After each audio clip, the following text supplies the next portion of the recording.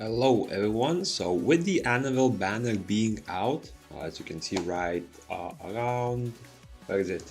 Drive me towards it, right here. So with the ANAVEL banner being out, I wanted to sort of get an explanation on whether she's worth something or not.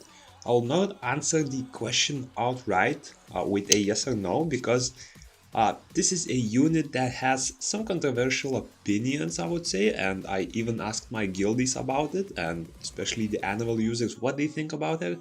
So we'll discuss whether it is a unit that you want, and to do that, I'll basically explain on all of the content, especially the content that hasn't come out yet, and whether it is something you will want to invest to, or whether other choices will be better for you.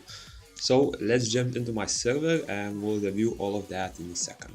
So if you're watching this video, you may have already read her skills, so I will not go into much detail on how they work. But basically, her first skill is just a regular basic attack. Her second skill cleanses a debuff and gives a max HP scaling healing. And her third skill will do an AoE attack and defense break everyone caught into the attack. Also, when she's awakened to level 5, she'll also get a passive that basically whenever a team member on your side gets a CC effect, she will cleanse herself and that target, allowing her to do a bit more of a safeguarding option with that heal. And now a brief explanation about ANAVEL and why some people may not like her and may not want to summon her is she's sort of a generalist unit, meaning that she does multiple things okay. However, if you're focusing on one specific area, for example, if you need a very good healer, she will only be a subpar healer compared to others.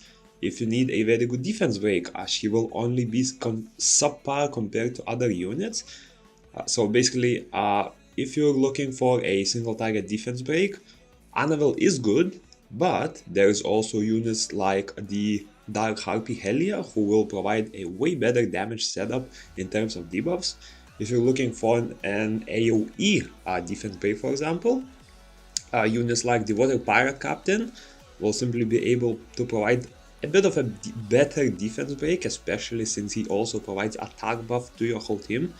If you're looking for a good heal, let's say her heal scales with 31.1% of her max HP, but there are even nat 4 units that are better than that. For example, the Water Hull, who has a AoE heal scaling with around 38% of his HP, or even Chloe, the Fire Epician Priest, who has a heal scaling with over 40% of her max HP. And of course, if you're looking for a cleanse, she cleanses one debuff, so there are also units that cleanse those debuffs as well. And once again, the Water Howl also has a cleanse together with his third skill heal. And for example, Chloe, who can cleanse all of the debuffs in her third skill. So if you're looking for a specific unit, for example, you only need healing, ANAVEL will not be the best, and you will actually also have a way easier time building the alternatives that I mentioned, because first of all, they're nat 4s, so they require less skill ups. Well, not in terms of less skill ups, but the skill ups are easier to get, let's say.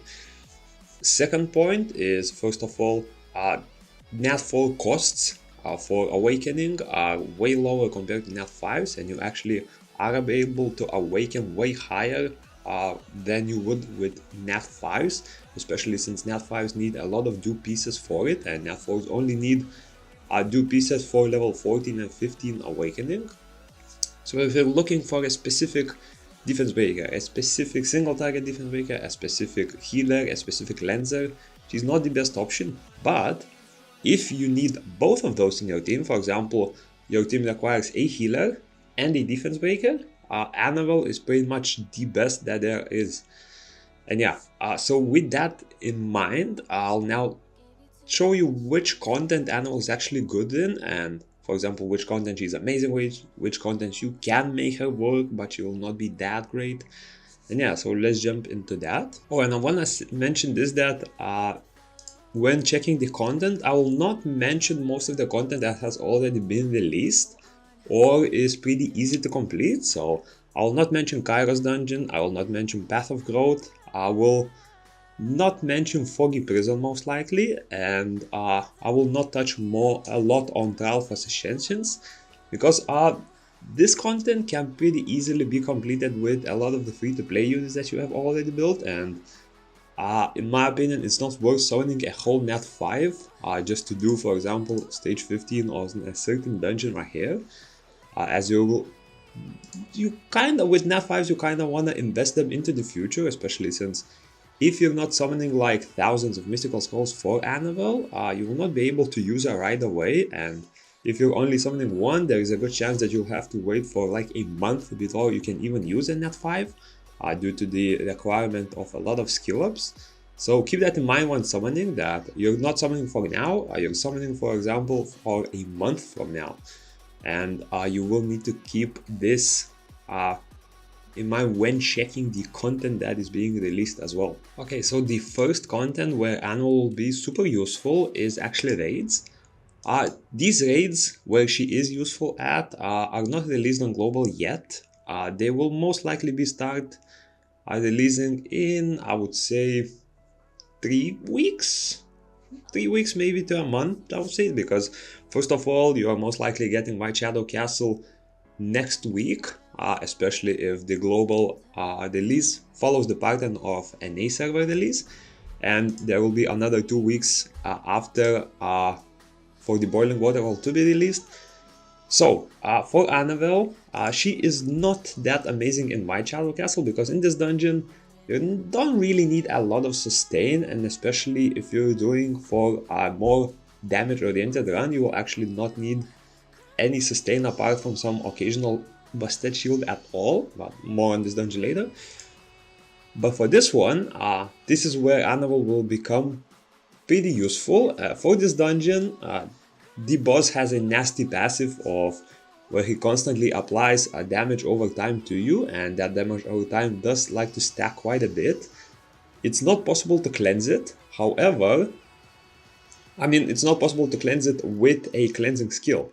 However, to cleanse it, you will need to heal all of your units to full HP, and once your units are full HP, even if they were full HP when they received that damage over time, the damage over time will be cleansed, and ANAVEL is a very great option there, because first of all, her max HP scaling heal will allow you to heal a lot, especially for units that are squishier.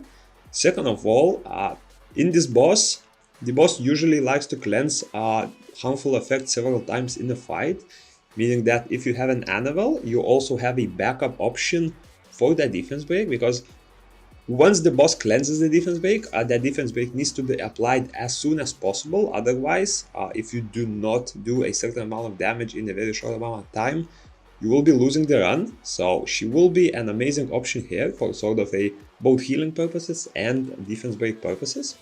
And the second raid, and actually where she will excel even more, is the Twisted Marsh. In this dungeon, first of all, what you need to know is that you're not allowed to pretty much bring an attack buff into this team. Because of that, units that defense break, units that heal, units that provide various different buffs apart from attack buff are very useful here. Also, this boss usually transfers harmful effects to you, meaning that you will need to cleanse and you will need to heal. This boss also does fixed amount of damage of 66% of your max HP, meaning that you will need those ANAVEL heals on point. And this boss actually has some nasty attacks as well, which provide slowness to you.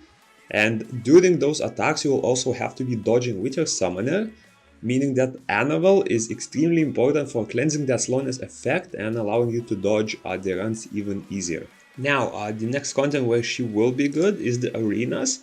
She will be okay in Challenge Arena, however, I don't recommend using her on offense, especially since for offense it's a more controlled environment, you are able to pick the exact team you want, and usually you will want to go with either sort of a max damage setup instead of relying on safety options like ANAVEL.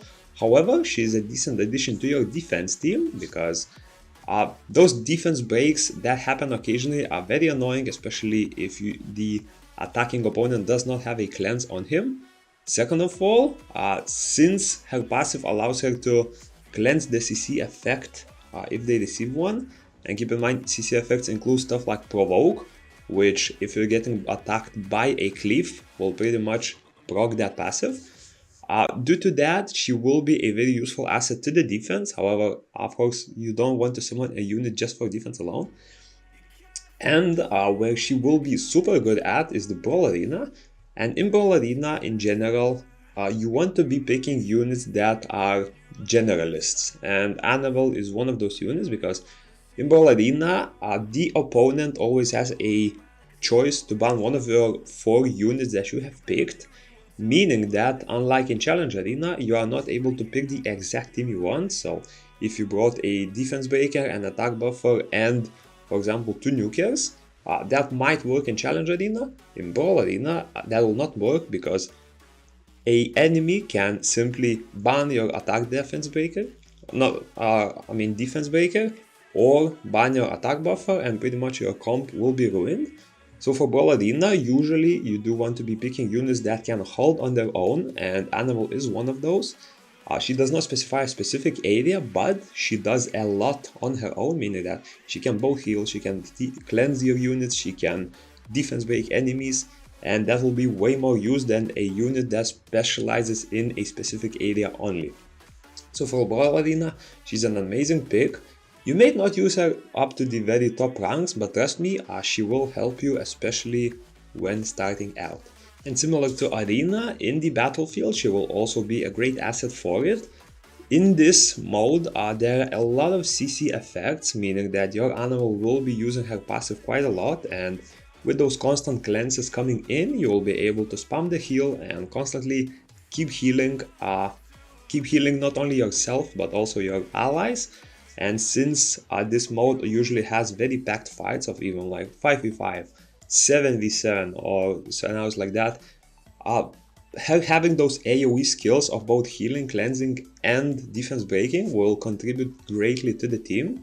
She may not be the top tier unit here, but she will be more useful than a lot of other units that you may see across your free-to-play, especially Journey. And of course, for Galagos, it's very hard to decide whether she's good here because in this mode, you're basically trying to build a team of 30 units, and it will really depend on, first of all, the conditions of the fight, second of all, the buffs that you get, and third of all, on the attributes that are currently active in that dungeon through the magic order, meaning that basically you cannot put a unit on a tier list when doing Galagos ruins, as every season that resets, the buffs are different, the units you are using will be different, and she simply does not have a sort of specific spot in one or the other rotation. So now, with all of that information, here is my opinion on ANAVEL and whether I would summon her or not. So, if I had the knowledge of what's coming in the game with my current playtime, and I was starting out a new account on Global, which is currently like a week old, I would personally, if I had 200 mystical scrolls in my inventory right now, would not summon ANAVEL. But if I had more scrolls, say 400 plus, I would. The reason for that is because I know that there are a lot of good units coming soon to Global, especially since we already received them here. However, I also know that ANAVEL is a very great asset to your team, so I wouldn't want to summon her if I had 200 scrolls, because there's always a chance that ChroniclesTOA will drop an unexpected good monster drop in the banner, even for next week, for example. I'm not sure if it will happen next week, but there's always a good chance because they do push a lot of banners pretty fast in Global compared to when they push them in NA. Because of course, they sort of want to catch up Global to NA servers and later on to Korea as well. So for that reason, if I had 200 scrolls, I would not summon her because I would want to save them for a more OP unit. However, if I had 400 scrolls or more, meaning that I can summon ANAVEL and another unit, I would summon her. Yeah. So I hope this sort of sheds some light on where ANAVEL will be useful at. And if you have any questions, make sure to drop them in the comments. Subscribe for more similar content like this, as I do a lot of monster reviews. I cover all of the news as soon as they come out. And peace!